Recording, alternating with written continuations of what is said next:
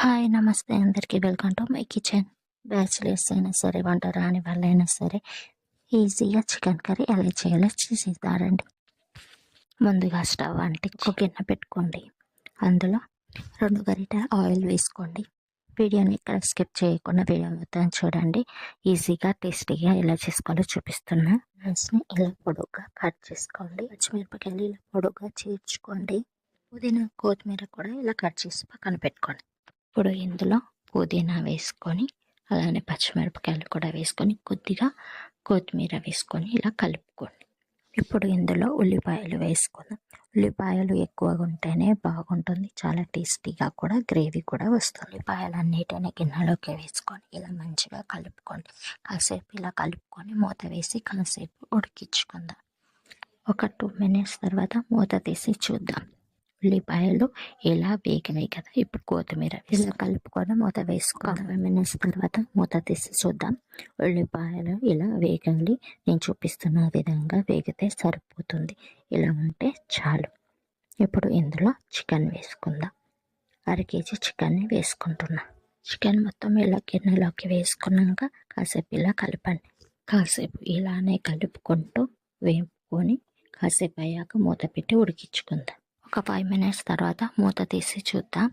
చికెన్లో బాగా వాటర్ ఊరుతాయి కదా, ఆ వాటర్ ఊరి గుంజుకునేదాకా ఇలా కలుపుకోండి, ఉడికించుకోండి. అప్పుడప్పుడు చూసుకుంటూ ఇలా ఉడికాక ఇందులో ఒక స్పూన్ ఉప్పు వేసుకుందాం. ఇప్పుడు ఉప్పు వేసుకొని కలుపుకోండి.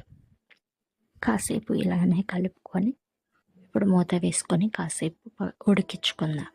ఒక 5 minutes తర్వాత మూత తీసి చూద్దాం.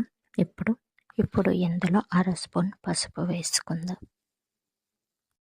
అలానే 1 స్పూన్ అల్లం పేస్ట్ కూడా వేసుకొని పచ్చివాసన పోయేంత వరకు కలుపుకొని ఉడికించుకుందాం. ఇప్పుడు కాసేపు ఇలానే కలుపుకొని మూత వేసి ఉడికించుకుందాం. కాసేపు 5 minutes తర్వాత మూత తీసి చూద్దాం. చికెన్ ఇలా ఉడికింది కదా మంచిగా. కాసేపు ఇలా కలుపుకోండి. ఇప్పుడు ఇందులో 2 స్పూన్ల కారం వేసుకుంటున్నా నేను. మీరు మీ టేస్ట్ తగ్గట్టు కారం వేసుకోండి. స్పైసీగా తినాలంటే ఎక్కువ వేసుకోండి, కారం వద్దంటే తక్కువ వేసుకోండి. ఇలా కారం ఇలా మంచిగా కలుపుకున్నాక ఇందులో 1 గ్లాస్ వాటర్ కొద్దిగా వేసుకుంటున్నా. ఇలా కలుపుకుంటూ నేను చూపిస్తున్నట్టుగా కలుపుకుంటూ వేసుకున్నాను. 1 గ్లాస్ వాటర్ అయితే సరిపోతుంది. దీంట్లోకి ఎక్కువ గ్రేవీ కావాలంటే ఎక్కువ వాటర్ వేసుకోండి. ఇప్పుడు ఇందులో 1 స్పూన్ ఉప్పు వేసుకున్న కలుపుకోండి. మీ టేస్ట్ తగ్గట్టుగా ఉప్పు వేసుకోండి. ఇప్పుడు ఇందులో కొత్తిమీర వేసుకొని కాసేపు మూత పెట్టి ఉడికించుకుందాం. కొత్తిమీర వేసాక కలపాల్సిన పని ఏం లేదు, మూత పెట్టి ఉడికించుకుంటే సరిపోతుంది. ఇప్పుడు 5 minutes తర్వాత మూత తీసి చూద్దాం. చూసారా ఎలా మసులుతుందో. మీకు కనుక ఈ వీడియో నచ్చితే లైక్ చేయండి, షేర్ చేయండి, సబ్స్క్రైబ్ చేసుకోండి. ఇప్పుడు కాసేపు మూత వేసి ఉడికించుకుందాం. 5 minutes తర్వాత మూత తీసి చూద్దాం. ఇలా మసలేంత వరకు అప్పుడప్పుడు తీసుకుంటూ కలుపుకుంటూ చూసుకోండి. అలా అయితేనే చికెన్ కర్రీ బాగుంటుంది. మసులుతున్నప్పుడు 1/2 స్పూన్ గరం మసాలా కూడా వేసుకొని మంచిగా ఇలా కలుపుకోండి. ఇలా కలుపుకొని స్టవ్ ఆఫ్ చేసుకుంటే సరిపోతుంది. Chicken curry ready. నేను చేసిన ఈ ప్రాసెస్ కరెక్టా కాదో కూడా కామెంట్ చేయండి.